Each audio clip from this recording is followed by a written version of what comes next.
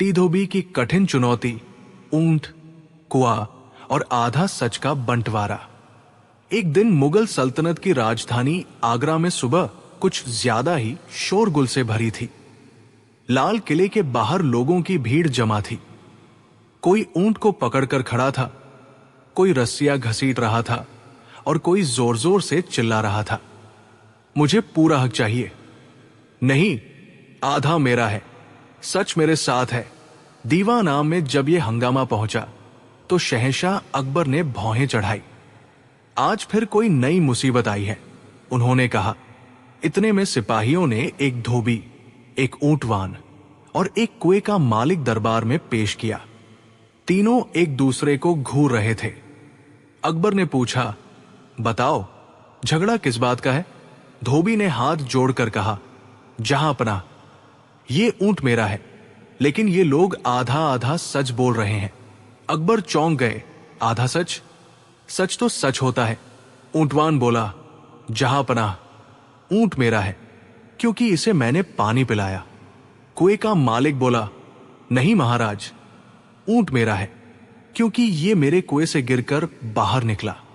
धोबी बोला, जहांपनाह, ऊंट भले इनका हो, लेकिन इसकी मेहनत से जो कमाई हुई वो मेरी है। पूरा दरबार सिर खुजाने लगा। अकबर ने सोचा, ऊंट एक है, दावे तीन हैं और हर कोई आधा सच बोल रहा है। उन्होंने बीरबल की ओर देखा। बीरबल शांत खड़े थे, लेकिन उनकी आंखें चमक रही थी। अकबर बोले, बीरबल, यह मामला आसान नहीं है। हर कोई कुछ सही कह रहा है और कुछ छुपा रहा है। फैसला करो। बीरबल ने तुरंत फैसला नहीं सुनाया। वे बोले, जहांपनाह, मुझे एक दिन का समय दीजिए। अकबर मुस्कुराए, जाओ, अपनी चालाकी दिखाओ। बीरबल सबसे पहले कुएं पर गए। उन्होंने देखा, कुआं गहरा था, किनारे पर रस्सियों के निशान थे। फिर वे ऊंट के पास गए। ऊंट के पैरों पर गीले मिट्टी के निशान थे। फिर वे धोबी के घाट पहुंचे। वहां धुले कपड़े, रस्सियां और भीगे पत्थर पड़े थे। बीरबल मुस्कुराए, अब समझ आया, आधा सच कैसे पूरा झूठ बन जाता है। अगले दिन दरबार सजा। बीरबल ने कहा, जहांपनाह, आज मैं इन तीनों की परीक्षा लूंगा।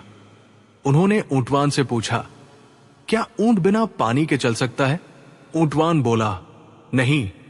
कुएं के मालिक से पूछा, क्या ऊंट बिना रस्सी के कुएं से निकल सकता है? वो बोला, नहीं। धोबी से पूछा, क्या ऊंट बिना मेहनत के कपड़े ढो सकता है? धोबी बोला, नहीं। बीरबल हंसे, तो फिर ऊंट किसका हुआ? तीनों चुप। बीरबल बोले, ऊंट को पानी मिला कुएं से, सच। ऊंट को बाहर निकाला रस्सी से, सच। ऊंट से कमाई हुई धोबी की मेहनत से, सच। लेकिन सच्चाई यह है कि ऊंट किसी एक का नहीं, बल्कि तीनों की साझी जिम्मेदारी है। दरबार में फुसफुसाहट फैल गई। अकबर ने पूछा, तो बंटवारा कैसे होगा? बीरबल बोले, ऊंट ऊंटवान का रहेगा, कुआं कुएं वाले का, और धोबी को ऊंट की कमाई का हिस्सा मिलेगा। फिर उन्होंने जोड़ा, लेकिन जो आधा सच बोलेगा उसे पूरा नुकसान होगा। उन्होंने ऊंटवान और कुएं वाले पर जुर्माना लगाया, क्योंकि इन्होंने पूरा सच नहीं बोला। अकबर हंस पड़े, वाह बीरबल, तुमने ऊंट नहीं बांटा, बल्कि झूठ बांट दिया। पूरा दरबार ठहाकों से गूंज उठा। धोबी की आंखों में आंसू थे। जहांपनाह, आज पहली बार न्याय समझ आया। मोरल, नीति शिक्षा, आधा सच पूरे झूठ से भी खतरनाक होता है। जहां कई लोग जुड़े हों, वहां जिम्मेदारी भी साझा होती। बिना पानी की खेती और रेगिस्तान का जादुई महल। आगरा के शाही दरबार में गर्मी का आलम यह था कि खस के पर्दों पर भी पानी छिड़कने से ठंडक नहीं मिल रही थी। सम्राट अकबर अपने सिंहासन पर विराजमान थे और पंखा झलने वाले गुलाम अपनी पूरी ताकत लगा रहे थे। तभी सुदूर अरब से आए एक शेख अल मंसूर ने दरबार में प्रवेश किया। शेख अल मंसूर अपने साथ ऊंटों का एक बड़ा काफिला लाया था। उसने अकबर को सलाम किया और कहा, जहांपनाह, मैंने आपकी सल्तनत की हरियाली और यमुना के पानी की बहुत तारीफ सुनी है, लेकिन हमारे अरब के रेगिस्तान में, जहां पानी की एक बूंद के लिए मील चलना पड़ता है, वहां हम रेत से सोना उगाते हैं। क्या आपके पास कोई ऐसा हुनरमंद है जो बिना पानी के खेती कर सके और धधकती रेत में महल खड़ा कर दे? अकबर को अपनी सल्तनत की शान पर चोट महसूस हुई। उन्होंने गर्व से कहा, शेख साहब, हमारे हिंदुस्तान की मिट्टी और यहां के लोगों का दिमाग दोनों ही उपजाऊ है। जो आप कह रहे हैं वो हमारे लिए असंभव नहीं है। शेख मुस्कुराया, जहांपनाह, अगर ऐसा है तो मैं चुनौती देता हूं। अगर आपके राज्य का कोई व्यक्ति बिना पानी की खेती करके दिखा दे और रेगिस्तान के बीचों बीच एक ऐसा महल खड़ा कर दे जिसमें हरियाली हो, तो मैं आपको अपने सो सबसे बेहतरीन अरबी घोड़े इनाम में दूंगा। और अगर आप हार गए तो आपको यह मानना होगा कि मुगलिया अक्ल रेगिस्तान के आगे बौनी है। अकबर ने तुरंत बीरबल की ओर देखा। बीरबल शांत थे। उनकी आंखों में हमेशा की तरह एक चमक थी। अकबर ने पूछा, बीरबल, क्या तुम ये चुनौती स्वीकार करते हो? बीरबल ने आगे आकर झुककर कहा, जहांपनाह, शेख साहब की चुनौती दिलचस्प है। बिना पानी की खेती और रेगिस्तान में महल, यह काम मुश्किल जरूर है, लेकिन नामुमकिन नहीं। मुझे इसके लिए 2 महीने का समय और शाही खजाने से 1 लाख स्वर्ण मुद्राएं चाहिए। मुल्ला दो प्याजा ने तुरंत मौके का फायदा उठाया। वे आगे आए और बोले, जहांपनाह, बीरबल तो बस खजाना लुटाना चाहते हैं। भला बिना पानी के खेती कैसे हो सकती है? क्या आसमान से पानी के बदले सोना बरसेगा? यह तो साफ तौर पर हार का रास्ता है। अकबर ने मुल्ला की बात अनसुनी कर दी और बीरबल पर भरोसा जताते हुए कहा, बीरबल, तुम्हें जो चाहिए वो मिलेगा, लेकिन याद रहे, मुगल सल्तनत की साख तुम्हारे हाथ में है। अगले ही दिन बीरबल ने आगरा से दूर राजपुताना के सबसे सूखे और रेतीले इलाके की यात्रा शुरू की। उनके साथ 500 मजदूर, बड़े बड़े ढके हुए संदूक और कुछ अनुभवी कारीगर थे। लोग हैरान थे कि बीरबल वहां कर क्या रहे हैं। उन्होंने देखा कि बीरबल ने तपती रेत पर हल चलाना शुरू करवा दिया है। दूर दूर तक कहीं पानी का नामो निशान नहीं था। बीरबल ने घोषणा की, हम यहां बुद्धि के बीज बोएंगे जिन्हें पानी की जरूरत नहीं होती। 2 महीने बीतने को आए। आगरा में अफवाहें उड़ने लगी कि बीरबल पागल हो गए हैं। मुल्ला दो प्याजा ने अकबर के कान भरने शुरू कर दिए। हुजूर, बीरबल ने सारा पैसा पानी की तरह बहा दिया, जो वहां था ही नहीं, और अब वे मुंह छिपाकर भागने की तैयारी में हैं। अकबर भी चिंतित थे। उन्होंने शेख अल मंसूर के साथ रेगिस्तान की ओर कूच करने का फैसला किया। जब अकबर, शेख और दरबारी उस रेतीले इलाके में पहुंचे तो उनकी आंखों पर यकीन करना मुश्किल था। दूर से ही उन्हें रेगिस्तान के बीचों बीच एक विशाल, चमकदार सफेद महल दिखाई दिया। महल के चारों ओर गहरी हरियाली और फूलों की क्यारियां दिख रही थी। शेख अल मंसूर की आंखें फटी की फटी रह गई। उसने चिल्लाकर कहा, यह नामुमकिन है। इतनी गर्मी में पौधे कैसे जिंदा हैं? यहां पानी कहां से आया? अकबर भी दंग थे। जैसे जैसे वे करीब पहुंचे, उन्होंने देखा कि महल की दीवारें पारदर्शी थी और उनमें से एक अजीब सी रोशनी निकल रही थी। चारों ओर मखमली घास बिछी थी। बीरबल ने मुस्कुराते हुए सबका स्वागत किया। आइए जहांपनाह, आइए शेख साहब, मेरी बिना पानी की खेती और रेगिस्तानी महल तैयार है। अकबर ने पास जाकर देखा तो चौंक गए। वो घास असली नहीं थी, बल्कि हरे मखमल और सिल्क के धागों से बनी थी, जिसे बड़ी बारीकी से रेत पर बिछाया गया था। फूलों की क्यारियां वास्तव में रंगीन कांच और पत्थरों, नगीनों से बनी थी, जो सूर्य की रोशनी में असली फूलों से भी ज्यादा चमक रही थी। शेख ने गुस्से में कहा, बीरबल, यह धोखा है। यह तो बनावटी हरियाली है। मैंने पौधों की खेती की बात की थी। बीरबल ने विनम्रता से कहा, शेख साहब, आपने कहा था बिना पानी की खेती। अगर मैं असली पौधे लगाता तो उन्हें पानी चाहिए होता। मैंने अपनी बुद्धि से ऐसी खेती की है जिसे कभी पानी की जरूरत नहीं होगी। ये कला और हुनर की खेती है। क्या ये फूल कभी मुरझाएंगे? क्या ये घास कभी सूखेगी? नहीं, ये खेती सदियों तक ऐसी ही रहेगी। अकबर मुस्कुराने लगे, लेकिन शेख अभी भी अड़ा था। ठीक है, लेकिन ये महल, आपने कहा था रेगिस्तान में महल होगा। ये तो कांच का खिलौना लग रहा है। बीरबल सबको महल के अंदर ले गए। अंदर का तापमान बाहर की गर्मी से बिल्कुल विपरीत, बहुत ठंडा था। वहां कोई पंखा नहीं था, कोई पानी का फव्वारा नहीं था, फिर भी ठंडक थी। अकबर ने पूछा, बीरबल, ये चमत्कार कैसे हुआ? बिना पानी और बर्फ के इतनी ठंडक? बीरबल ने रहस्य खोला। जहां पना, इस महल की दीवारें नमक और अभ्रक माइका की ईंटों से बनी है।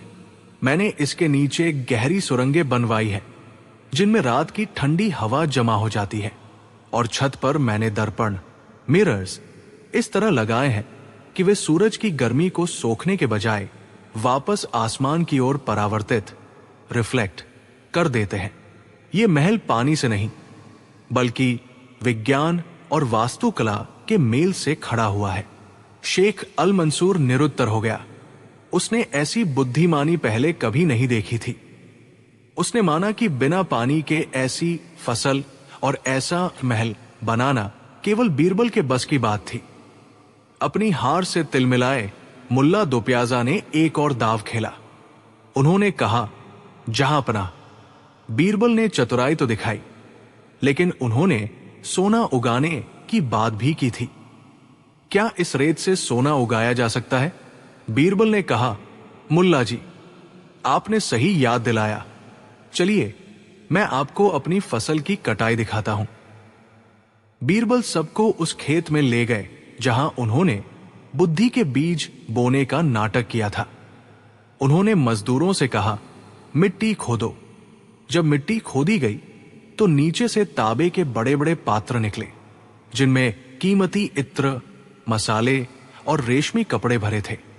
बीरबल ने समझाया, जहां पना, रेगिस्तान की रेत फसलों के लिए उपजाऊ नहीं है, लेकिन यहां की सूखी गर्मी चीजों को सड़ने से बचाने के लिए सबसे उत्तम है। मैंने यहां उन चीजों की खेती की, भंडारण किया जो नमी वाले इलाकों में खराब हो जाती है। आज इन चीजों की कीमत बाजार में सोने के बराबर है। यही रेगिस्तान का सोना है। अकबर बीरबल की इस बहुआयामी सोच से इतने प्रभावित हुए कि उन्होंने वही दरबार लगा दिया। शेख अलमंसूर ने घुटने टेक दिए और कहा, जहां पना, हिंदुस्तान की अक्ल का कोई सानी नहीं है। बीरबल ने मुझे सिखा दिया कि जहां साधन खत्म होते हैं वहां से सोच शुरू होती है।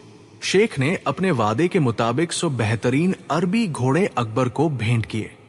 अकबर ने वे सभी घोड़े और 5 लाख स्वर्ण मुद्राएं बीरबल को देने की घोषणा की।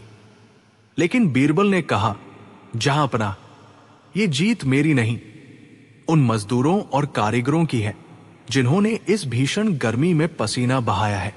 इनाम का हकदार वही है जो मेहनत की खेती करता है। वापसी के रास्ते में मुल्ला दोप्याजा ने अपना मुंह लटकाया हुआ था। बीरबल ने उनके पास जाकर धीरे से कहा, मुल्ला जी, सुना है आप भी बिना पानी के कुछ उगाने की कोशिश कर रहे थे। मुल्ला चिंकर बोले, क्या? बीरबल ने हंसते हुए कहा, अपने सिर पर बाल। लेकिन अफसोस, वहां तो बुद्धि का अकाल है, तो बाल कैसे उगेंगे? अकबर ने यह सुना और उनकी हंसी का फव्वारा फूट पड़ा। मुल्ला ने खिसियाकर अपना घोड़ा तेज दौड़ा दिया।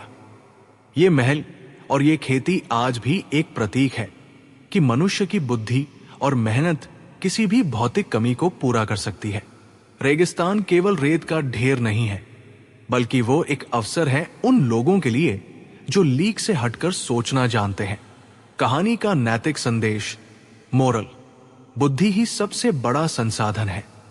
जहां प्राकृतिक संसाधन जैसे पानी खत्म हो जाते हैं, वहां मनुष्य की रचनात्मकता और विज्ञान नए रास्ते खोलते हैं। समस्या नहीं, समाधान पर ध्यान दे। बीरबल ने रेगिस्तान की कमी, पानी का अभाव को उसकी ताकत, सूखी गर्मी और भंडारण क्षमता में बदल दिया। मेहनत का सम्मान, सफलता केवल योजना बनाने से नहीं। दरबार में आई वो महिला जो खुद को बीरबल की मां बताने लगी। एक दिन मुगल सल्तनत की राजधानी आगरा में दीवान आम अपने पूरे वैभव के साथ सजा हुआ था। संगमरमर की फर्श पर धूप की किरणें झिलमिला रही थी।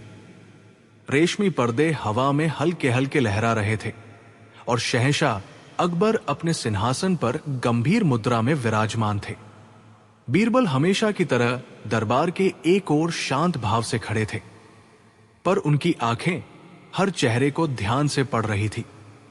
अचानक दरबार के द्वार पर शोर मच गया। हमें अंदर जाने दो, ये बहुत जरूरी मामला है। पहरेदारों ने एक अधेड़ उम्र की महिला को रोक रखा था। उसकी साड़ी साधारण थी, चेहरे पर आत्मविश्वास था और आंखों में अजीब सी चमक। अकबर ने हाथ उठाकर कहा, उसे अंदर आने दो। महिला दरबार के बीचों बीच आई और सीधे बीरबल की ओर उंगली उठाकर बोली, जहांपनाह, ये मेरा बेटा है, बीरबल मेरा बेटा है। पूरा दरबार सन्न रह गया। कुछ पल के लिए तो सबको लगा जैसे किसी ने मजाक कर दिया हो। फिर एक मंत्री ठाका मारकर हंस पड़ा, ये और बीरबल की मां? अरे, बीरबल तो बड़े कुलीन परिवार से है। दूसरा बोला, जरूर ये महिला पागल है। लेकिन महिला तनिक भी विचलित नहीं हुई। उसने दृढ़ स्वर में कहा, मैं पागल नहीं हूं, मैं सच कह रही हूं। अब अकबर ने गंभीरता से पूछा, महिला, सोच समझकर बोलो, ये हमारे दरबार के सबसे बुद्धिमान व्यक्ति है। महिला बोली, बुद्धिमान हो या मूर्ख, पर पैदा तो मेरी कोख से ही हुए हैं। पूरा दरबार सन्न, सबकी निगाहें बीरबल पर टिक गई।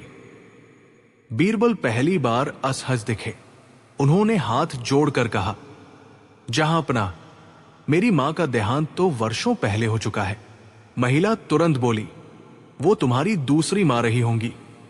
मैं तुम्हारी जन्म देने वाली मां हूं। दरबार में खुसुर पुसुर तेज हो गई। किसी ने कहा, अब देखिए, बीरबल भी फंस गए। अकबर ने सिंहासन से घोषणा की, यह मामूली मामला नहीं है। कोई महिला झूठ बोल रही है या कोई सच छुपाया जा रहा है। आज इसका फैसला होगा। महिला को सम्मानपूर्वक बैठाया गया। अकबर ने पूछा, क्या सबूत है तुम्हारे पास? महिला बोली, सबूत मेरे शब्दों में नहीं, मेरे व्यवहार में है। अकबर ने भौहें चढ़ाई। अकबर ने कहा, अगर तुम बीरबल की मां हो तो उसके बचपन की बातें बताओ। महिला मुस्कुराई। ये बचपन में बहुत जिद्दी था। मिट्टी में खेलते खेलते पूरे घर को गंदा कर देता था और जब डांट पड़ती तो आंखें झुका लेता था। दरबार चौंक गया। बीरबल की आंखें भी झुक गई। मंत्री फुसफुसाने लगे, ये तो सही लग रहा है। लेकिन बीरबल बोले, जहांपनाह, ये बातें तो कोई भी जान सकता है। अकबर ने सिर हिलाया। ठीक है, अगली परीक्षा होगी। अकबर ने आदेश दिया, बीरबल को दूसरी ओर खड़ा किया जाए। फिर अकबर ने 5 महिलाओं को बुलवाया और सबको एक सी साड़ियां पहनाई। उन्होंने कहा, इनमें से बताओ, तुम्हारा बेटा कौन है? महिला बिना एक पल सोचे सीधे बीरबल के पास चली गई। उसने उसका हाथ पकड़ा और बोली, मां अपने बेटे को आंखों से नहीं, दिल से पहचानती है। दरबार में फिर सन्नाटा। अब बीरबल समझ चुके थे, यह मामला साधारण नहीं है। उन्होंने महिला को ध्यान से देखा। उसकी आवाज में लालच नहीं था, चेहरे पर डर नहीं था और न ही इनाम की चाह। लेकिन कुछ बात अब भी मेल नहीं खा रही थी। बीरबल ने अकबर से अनुमति ली। बीरबल बोले, अगर ये मेरी मां है तो इन्हें मुझसे कुछ मांगने का अधिकार है। महिला ने कहा, मुझे कुछ नहीं चाहिए, बस ये जानना चाहती थी कि मेरा बेटा इंसाफ का साथ देता है या नहीं। अब यह सुनकर दरबार दंग रह गया। बीरबल ने अचानक कहा, जहांपनाह, ये मेरी जन्म देने वाली मां नहीं है। पूरा दरबार चौंक गया। महिला शांत रही। बीरबल आगे बोले, लेकिन ये एक मां जरूर है। अकबर ने पूछा, क्या मतलब? बीरबल बोले, ये उस गांव की महिला है जहां मैं कभी अकाल के समय गया था। इन्होंने मुझे अपने घर में शरण दी थी, अपने हिस्से का खाना दिया था। उसी दिन इन्होंने कहा था, आज से तुम मेरे बेटे हो। महिला की आंखों में आंसू आ गए। महिला बोली, मैंने तुम्हें जन्म नहीं दिया, पर उस दिन तुम्हें मरने से बचाया था।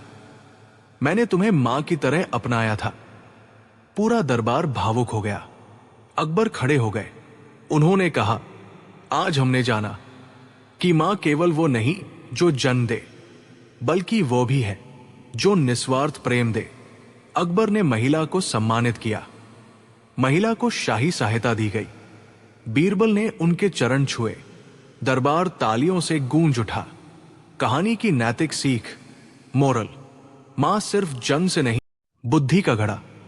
एक बार की बात है, पड़ोसी देश के राजा ने अकबर की बुद्धिमत्ता की परीक्षा लेने की सोची। उन्होंने अपने एक दूत को अकबर के दरबार में एक अजीबोगरीब संदेश के साथ भेजा। दूत ने दरबार में आकर झुककर सलाम किया और कहा, जहांपनाह, हमारे महाराज ने सुना है कि आपके पास बहुत ही बुद्धिमान दरबारी है, इसलिए उन्होंने एक विशेष मांग की है। हमारे महाराज को एक घड़ा भरकर अक्ल, बुद्धि चाहिए। यदि आप एक महीने के भीतर अक्ल से भरा घड़ा नहीं भेज पाए तो आपको हर्जाना देना होगा। अकबर ये सुनकर हैरान रह गए। उन्होंने सोचा, अक्ल कोई सब्जी या अनाज तो है नहीं जिसे घड़े में भरकर भेजा जा सके। ये कैसी बेतुकी मांग है? अकबर ने परेशान होकर बीरबल की ओर देखा। बीरबल मुस्कुराए और बोले, जहांपनाह, इसमें चिंता की कोई बात नहीं है। अक्ल का घड़ा तैयार हो जाएगा।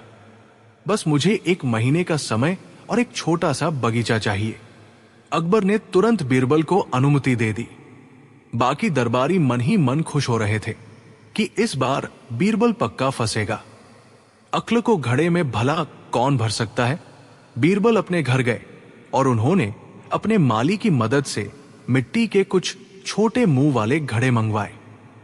वे उन घड़ों को लेकर अपने कद्दू के खेत में गए। बीरबल ने क्या किया कि कद्दू की बेल पर लगे छोटे छोटे कद्दू के फलों, जो अभी फूल से फल बने ही थे, को उन मिट्टी के घड़ों के अंदर डाल दिया। घड़ों का मुंह छोटा था, लेकिन बेल घड़े के अंदर जा रही थी। अब जैसे जैसे कद्दू बढ़ने लगा, उसने घड़े का आकार लेना शुरू कर दिया।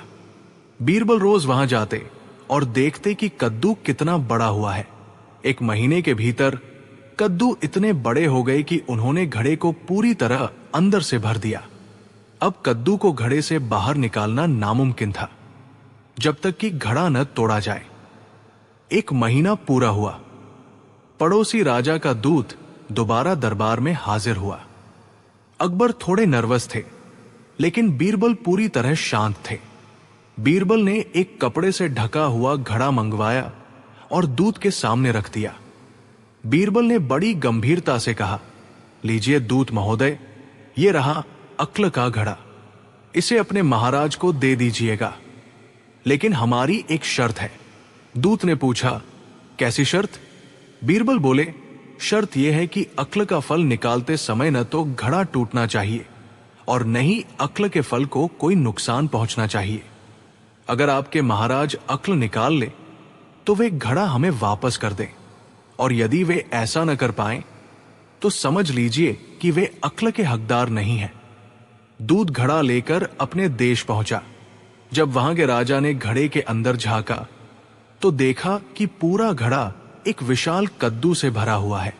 घड़े का मुंह इतना छोटा था कि हाथ अंदर जा नहीं सकता था, और कद्दू को बिना काटे या घड़ा तोड़े बाहर निकालना असंभव था। राजा समझ गया कि बीरबल ने उसे अपनी चतुराई से मात दे दी है। राजा ने तुरंत अकबर को संदेश भिजवाया, जहांपनाह, आपके पास वाकई बेमिसाल अक्ल है। हमें हमारी गलती का एहसास हो गया है। जब यह खबर अकबर के दरबार में पहुंची तो अकबर हंसते हंसते लोटपोट हो गए। उन्होंने बीरबल को बहुत सारे इनाम दिए और जलने वाले दरबारी अपना सा मुंह लेकर रह गए। कहानी का मोरल, बुद्धि और चतुराई से नामुमकिन दिखने वाले काम को भी मुमकिन बनाया जा सकता है। हर समस्या का समाधान ताकत से नहीं बल्कि सही सोच से निकलता है। दुनिया में अक्ल उसी के पास टिकती है। बराबर बांटने की शर्त और बीरबल की चतुराई, लालच का अनोखा दंड। आगरा का मुगल दरबार अपनी शानो शौकत के लिए मशहूर था। एक सुबह सम्राट अकबर का मिजाज काफी खुशमिजाज था। उन्होंने दरबार में एक घोषणा करवाई, आज हम अपनी सल्तनत के सबसे बुद्धिमान व्यक्ति की परीक्षा लेंगे। जो कोई भी हमारे द्वारा पूछे गए एक कठिन सवाल का सही जवाब देगा उसे मुंह मांगा इनाम मिलेगा। लेकिन शर्त यह है कि जवाब बिना बोले सिर्फ इशारों और क्रियाओं से देना होगा। पूरे दरबार में सन्नाटा छा गया। दरबारी एक दूसरे का मुंह ताकने लगे। सवाल यह था, इस दुनिया में सबसे बड़ी ताकत क्या है जो राजा को रंग और रंग को राजा बना सकती है? कई विद्वान आए, किसी ने तलवार दिखाई, किसी ने कलम, तो किसी ने धन की थैली। पर अकबर संतुष्ट नहीं हुए। अंत में बीरबल की बारी आई। बीरबल उस समय दरबार में नहीं थे। वे किसी राजकीय कार्य से बाहर गए थे। जैसे ही वे महल के मुख्य द्वार पर पहुंचे, उन्हें इस प्रतियोगिता के बारे में पता चला। महल के मुख्य द्वार पर बहादुर सिंह नाम का एक दरबान तैनात था। वो बहुत ही लालची और मक्कार किस्म का आदमी था। उसे पता था कि बीरबल जब भी दरबार में जाते हैं कोई न कोई बड़ा इनाम लेकर ही लौटते हैं। जब बीरबल अंदर जाने लगे तो बहादुर सिंह ने अपना भाला अड़ा दिया और बोला, ठहरिए बीरबल साहब, आप अंदर तभी जा सकते हैं जब आप मुझसे एक वादा करेंगे। बीरबल ने मुस्कुराते हुए पूछा, कैसा वादा बहादुर से? दरबान ने फुसफुसाते हुए कहा, मुझे पता है कि आज आप इनाम जीतेंगे। मेरी शर्त यह है कि आपको जो भी इनाम मिलेगा उसका ठीक आधा बराबर हिस्सा आपको मुझे देना होगा। अगर मंजूर है तो ही रास्ता मिलेगा। बीरबल उसकी नीयत समझ गए। उन्होंने कुछ पल सोचा और फिर एक गहरी सांस लेकर कहा, ठीक है, मुझे तुम्हारी शर्त मंजूर है। मैं लिखित में वादा करता हूं कि जो कुछ भी सम्राट मुझे इनाम में देंगे उसका आधा हिस्सा तुम्हारा होगा। बहादुर सिंह मन ही मन नाचने लगा। उसने सोचा, आज तो बीरबल को कम से कम 500 स्वर्ण मुद्राएं मिलेंगी, तो 250 मेरी। वाह, मेरी तो किस्मत खुल गई। बीरबल दरबार में पहुंचे। अकबर ने वही सवाल दोहराया, बीरबल बताओ वो कौन सी शक्ति है जो पल भर में किस्मत बदल देती है? बीरबल ने कुछ नहीं बोला। उन्होंने एक छोटा सा आईना निकाला और सम्राट के सामने रख दिया। फिर उन्होंने एक फटे पुराने कपड़े का टुकड़ा लिया और उसे अपने सिर पर ताज की तरह पहन लिया। इसके बाद उन्होंने झुककर सम्राट के चरणों की धूल उठाई और अपने माथे पर लगा ली। अकबर समझ गए, बीरबल का इशारा समय और भाग्य, टाइम एंड फेट की ओर था। आईना यह दिखाता था कि इंसान केवल वही है जो समय उसे दिखाता है, और धूल ये बताती थी कि अंत में सबको मिट्टी में मिलना है, चाहे वह राजा हो या रंक। अकबर गदगद हो गए। उन्होंने चिल्लाकर कहा, अद्भुत बीरबल, तुमने बिना एक शब्द बोले सत्य को प्रमाणित कर दिया। मांगो, क्या मांगते हो? आज हम तुम्हें जो तुम चाहोगे वही इनाम देंगे। पूरे दरबार की आंखें फटी की फटी रह गई जब बीरबल ने कहा, जहां अपना, अगर आप वास्तव में खुश हैं तो मुझे इनाम में 100 कोड़े, 100 लैशेस लगवाए जाए। दरबार में सन्नाटा पसर गया। अकबर को लगा कि शायद उन्होंने गलत सुना है। क्या? बीरबल, तुम होश में तो हो? हमने इनाम मांगने को कहा है, सजा नहीं। बीरबल ने हाथ जोड़कर कहा, जहां पनाह, मेरी यही इच्छा है। अगर आप अपना वादा पूरा करना चाहते हैं तो मुझे अभी इसी वक्त 100 कोड़े लगवाए जाए। यही मेरा मुंह मांगा इनाम है। अकबर मजबूर थे। उन्होंने जल्लाद को बुलाया। दरबारी मन ही मन खुश थे, खासकर मुल्ला दो प्याजा, जो हमेशा बीरबल की हार देखना चाहते थे। अध्याय 5, शर्त का खुलासा। जैसे ही जल्लाद ने पहला कोड़ा हवा में लहराया, बीरबल ने हाथ उठाकर उसे रोक दिया। रुकिए जहांपना, इस इनाम में मेरा एक साझीदार, पार्टनर भी है। मैंने महल के द्वार पर दरबान बहादुर सिन्हा को वचन दिया है कि मुझे मिलने वाले इनाम का ठीक आधा हिस्सा मैं उसे दूंगा। इसलिए न्याय का तकाजा यह है कि पहले उसे बुलाया जाए। अकबर का गुस्सा अब हंसी में बदलने लगा। वे समझ गए कि बीरबल ने कोई न कोई खेल रचा है। बहादुर सिंह को तुरंत दरबार में बुलाया गया। बहादुर सिंह ये सोचकर खुशी खुशी दरबार में आया कि अब उसे सोने की मोहरों से भरी थैली मिलेगी। वो आते ही बीरबल के बगल में खड़ा हो गया और अकबर को झुककर सलाम किया। बीरबल ने कहा, जहांपनाह, ये रहा मेरा वो साझीदार। शर्त के मुताबिक इस इनाम के 50 कोड़े मुझे और 50 इसे मिलने चाहिए, लेकिन चूंकि ये बराबर बांटने की बात थी, इसलिए मैं चाहता हूं कि मेरे हिस्से के 50 कोड़े भी इसी को दे दिए जाएं, क्योंकि इसने मुझे अंदर आने देने के लिए बहुत मेहनत की थी। अकबर ने गरज कर बहादुर सिंह से पूछा, क्या यह सच है कि तुमने बीरबल से इनाम का आधा हिस्सा मांगा था? बहादुर सिंह थरथर कांपने लगा। उसकी सिट्टी पिट्टी गुम हो गई। उसने हकलाते हुए कहा, जी हुजूर, पर मेरा मतलब सोने के सिक्कों से था। अकबर ने कहा, शर्त तो शर्त होती है। तुमने कहा था जो भी इनाम मिलेगा उसका आधा। अब बीरबल ने कोड़े मांगे हैं तो तुम्हें तुम्हारा हिस्सा जरूर मिलेगा। अकबर ने आदेश दिया कि बहादुर सिन्हा को 100 कोड़े लगाए जाए और उसे तुरंत नौकरी से बर्खास्त कर दिया जाए। दरबान चिल्लाता रहा, रोता रहा, पर उसे उसके लालच की सजा मिल गई। जब बहादुर सिन्हा को बाहर ले जाया गया तो अकबर हंसते हंसते लोटपोट हो गए। उन्होंने बीरबल से कहा, बीरबल, तुम्हारा जवाब नहीं। तुमने न केवल उसे सजा दी, बल्कि हमें यह भी सिखा दिया कि भ्रष्ट कर्मचारी किस तरह आम जनता को तंग करते हैं। तभी मुल्ला दो प्याजा ने बीच में टोकते हुए कहा, बीरबल भाई, ये तो ठीक है, पर आपने तो खुद के लिए सजा मांगी थी। क्या आप वाकई 50 कोड़े खाने के लिए तैयार थे? बीरबल मुस्कुराए और बोले, मुल्ला जी, मुझे पता था कि जहांपनाह के दरबार में कभी किसी निर्दोष को सजा नहीं मिलती। मैंने तो बस लालच की फसल काटी थी, जिसे बोया बहादुर सिंह ने था। अकबर ने खुश होकर बीरबल को 1000 स्वर्ण मुद्राएं दी और बोले, ये तुम्हारा असली इनाम है, और हां, इसमें किसी को आधा हिस्सा देने की जरूरत नहीं है। कुछ दिनों बाद अकबर और बीरबल भेष बदलकर शहर की सैर पर निकले। अकबर ने देखा कि लोग बीरबल की चतुराई की बातें गलियों में कर रहे थे। अकबर ने पूछा, बीरबल, क्या तुम्हें लगता है कि दुनिया में हर चीज बराबर बांटी जा सकती है? बीरबल ने एक फकीर की ओर इशारा किया जो अपनी रोटी के 2 टुकड़े कर रहा था।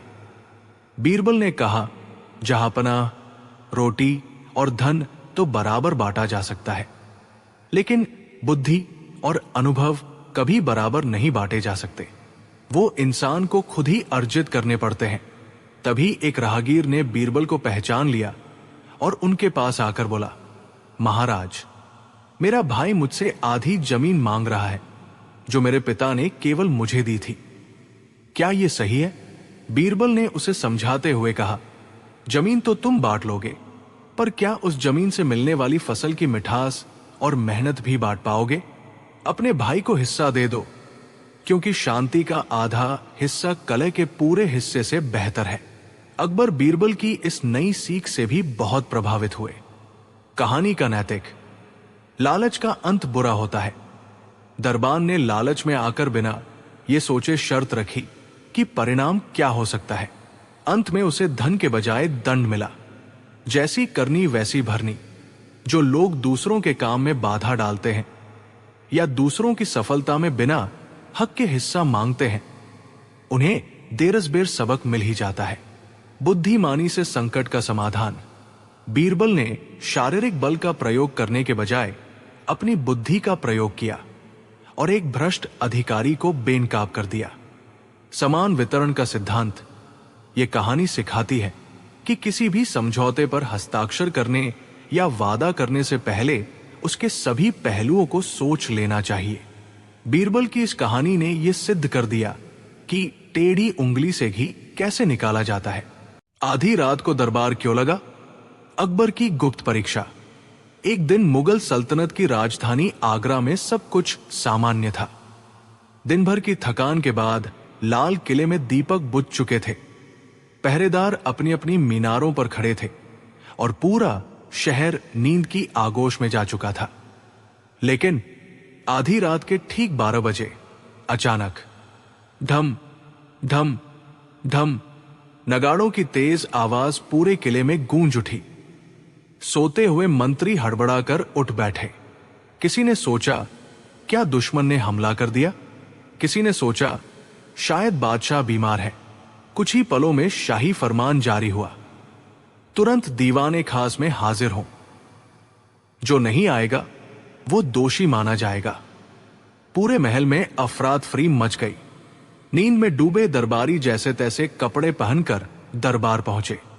किसी के बाल बिखरे थे, किसी की पगड़ी टेढ़ी तो किसी की आंखें लाल। दीवाने खास में मशाले जल रही थी।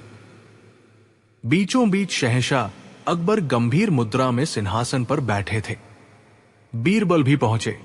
उन्होंने चारों ओर नजर दौड़ाई और मन ही मन सोचा, यह दरबार यूं ही नहीं बुलाया गया, जरूर कोई गहरी चाल है।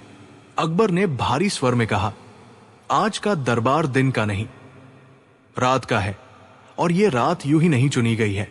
दरबारियों के दिल धड़कने लगे। अकबर ने पूछा, बताओ, आधी रात को बुलाए जाने पर कौन सबसे पहले आना चाहिए था? एक मंत्री बोला, जहांपनाह, जो सबसे वफादार हो। दूसरा बोला, जो सबसे डरता हो। तीसरा बोला, जो सबसे लालची हो। सजा से अकबर मुस्कुराए, लेकिन कुछ बोले नहीं। फिर उन्होंने सख्त आदेश दिया, आज हर व्यक्ति वही बोलेगा जो उसके मन में सच में है। अब तो दरबार में सन्नाटा छा गया। अकबर ने एक सिपाही को बुलाया। बताओ, तुम तुरंत क्यों आए? सिपाही बोला, जहांपनाह, डर के मारे। अकबर ने सिर हिलाया। दूसरे सिपाही से पूछा, और तुम? वो बोला, क्योंकि मुझे लगा कुछ बड़ा होने वाला है। अकबर फिर चुप। अब बारी आई मंत्रियों की। एक मंत्री बोला, मैं इसलिए आया क्योंकि नींद वैसे भी नहीं आ रही थी। दूसरा बोला, मैं इसलिए आया ताकि कोई और मुझसे आगे न निकल जाए। बीरबल सब ध्यान से देख रहे थे। बीरबल ने महसूस किया, कुछ लोग डर से आए थे, कुछ लालच से, कुछ दिखावे के लिए, और कुछ बिना वजह। तभी अकबर ने कहा, अब असली परीक्षा शुरू होती है। दरबार के दरवाजे बंद कर दिए गए। अकबर बोले, आज रात हम 3 सवाल पूछेंगे। जो इनका सही उत्तर नहीं देगा वो दरबार के योग्य नहीं रहेगा। पूरा दरबार कांप उठा। अकबर ने एक दीपक मंगवाया। यह दीपक अभी जल रहा है, बताओ इसे बुझाने के लिए क्या चाहिए?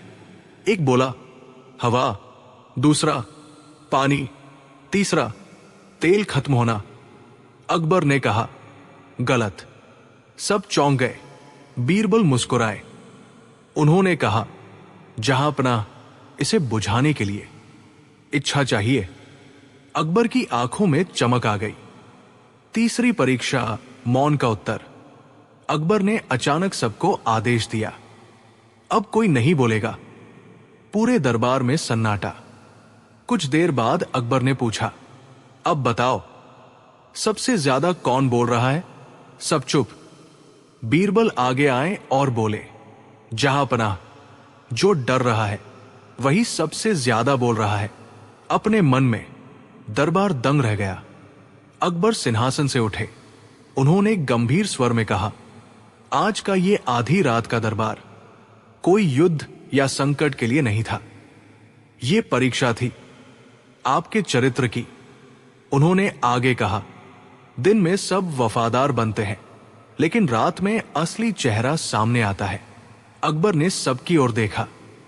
जो डर से आया वो डरपोक था, जो लालच से आया वो स्वार्थी था, जो दिखावे से आया वो झूठा था, और जो बिना कारण आया वही सच्चा सेवक था। बीरबल ने हाथ जोड़कर कहा, जहांपनाह, आधी रात का दरबार इसलिए लगा क्योंकि सच दिन के उजाले में नहीं, रात की खामोशी में दिखता है। अकबर मुस्कुरा उठे। अकबर ने घोषणा की, बीरबल ने आज फिर सिद्ध कर दिया कि बुद्धि समय नहीं देखती, परिस्थिति पड़ती है। दरबार तालियों से गूंज उठा। कहानी की नैतिक सीख, मोरल, मुसीबत अचानक आए तभी असली इंसान पहचाना जाता है।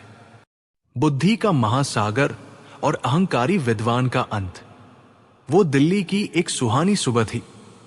यमुना के तट पर स्थित लाल किले का दीवान आम अपनी पूरी भव्यता के साथ सजा हुआ था। शहंशाह जलालुद्दीन मोहम्मद अकबर अपने रत्न जड़ित सिंहासन पर विराजमान थे। उनके चारों ओर नवरत्न और अन्य दरबारी अपनी गरिमा बनाए बैठे थे। दरबारी कार्यवाही चल रही थी, लेकिन तभी द्वारपाल ने घोषणा की कि सुदूर दक्षिण से एक महान पंडित ज्ञानेंद्र शास्त्री दरबार में उपस्थित होना चाहते हैं। पंडित ज्ञानेंद्र शास्त्री का नाम पूरे भारतवर्ष में गूंजता था। कहा जाता था कि उन्होंने चारों वेदों, 18 पुराणों और समस्त शास्त्रों को कंठस्थ कर लिया था। लेकिन उनकी विद्वत्ता के साथ साथ उनका अहंकार भी 7वें आसमान पर था। वे जब दरबार में प्रविष्ट हुए तो उनकी चाल में एक अजीब सी अकड़ थी। उन्होंने शहंशाह को प्रणाम तो किया, लेकिन उनकी आंखों में चुनौती साज झलक रही थी। अकबर ने मुस्कुराकर कहा, पंडित जी, सुना है आपकी बुद्धि का कोई सानी नहीं है। हमारे दरबार में आपका स्वागत है। पंडित शास्त्री ने अपनी लंबी चोटी पर हाथ फेरते हुए कहा, शहंशाह, मैंने सुना है कि आपके दरबार में बीरबल नाम का एक व्यक्ति खुद को बहुत बुद्धिमान समझता है। मैं यहां यह देखने आया हूं कि क्या वो वाकई बुद्धिमान है या सिर्फ आपकी कृपा का पात्र है। मैं उसके सामने 3 प्रश्न रखूंगा। यदि उसने उत्तर दे दिए तो मैं हार मान लूंगा, अन्यथा आपको स्वीकार करना होगा कि आपके दरबार के रत्न फीके हैं। दरबार में सन्नाटा पसर गया। बीरबल, जो अपनी जगह पर शांत बैठे थे, मंद मंद मुस्कुराए। उन्होंने खड़े होकर कहा, पंडित जी, आपकी चुनौती स्वीकार है। ज्ञान तो बांटने और परखने की चीज है। अकबर के दरबार में कुछ ऐसे भी दरबारी थे जो बीरबल की लोकप्रियता से जलते थे। इनमें प्रमुख थे मुल्ला दो प्याजा और ख्वाजा सरा। जैसे ही उन्होंने पंडित शास्त्री की चुनौती सुनी, उन्हें लगा कि बीरबल को नीचा दिखाने का यह सुनहरा मौका है। उस रात इन दरबारियों ने पंडित शास्त्री से गुप्त रूप से मुलाकात की। ख्वाजा सरा ने कहा, पंडित जी, बीरबल बहुत चालाक है। वो सीधे जवाब देने के बजाय बातों को घुमा देता है। आप उससे ऐसे सवाल पूछना जिनका कोई ठोस प्रमाण न हो सके।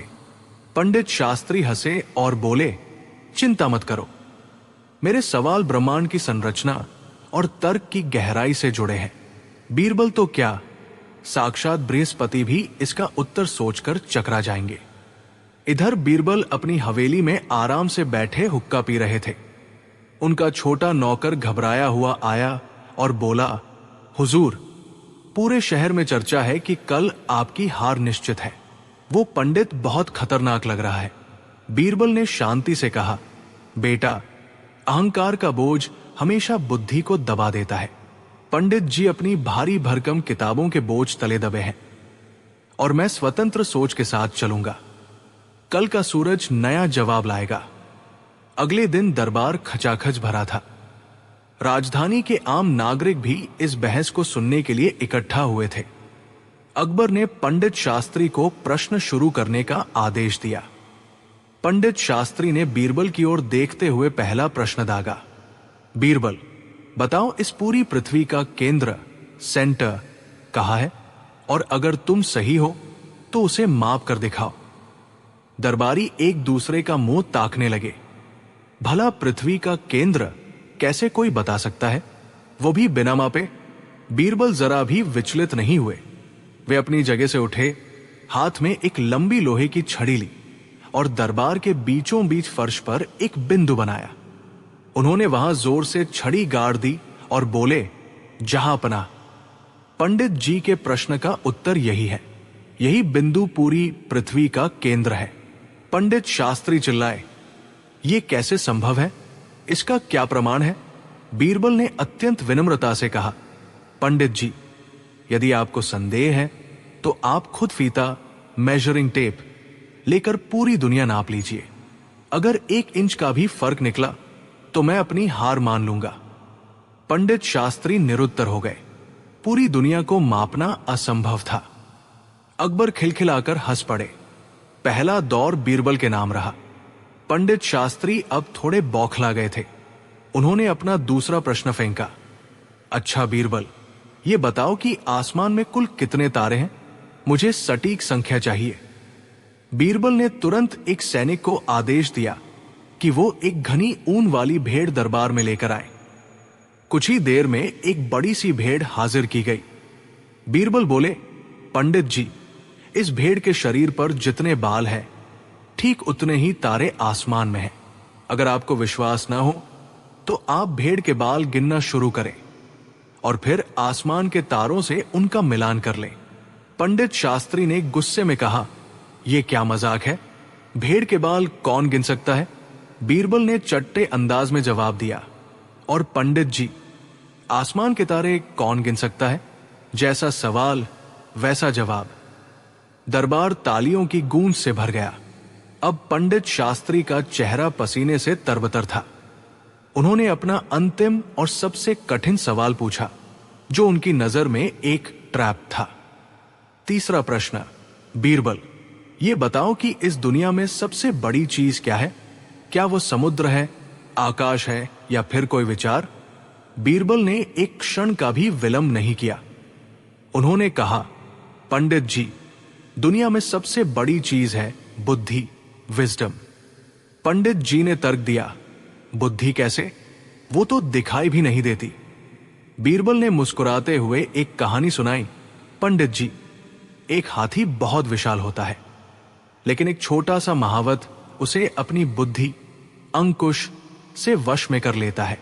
एक विशाल समुद्र को मनुष्य अपनी बुद्धि से बनाए गए जहाजों से पार कर लेता है।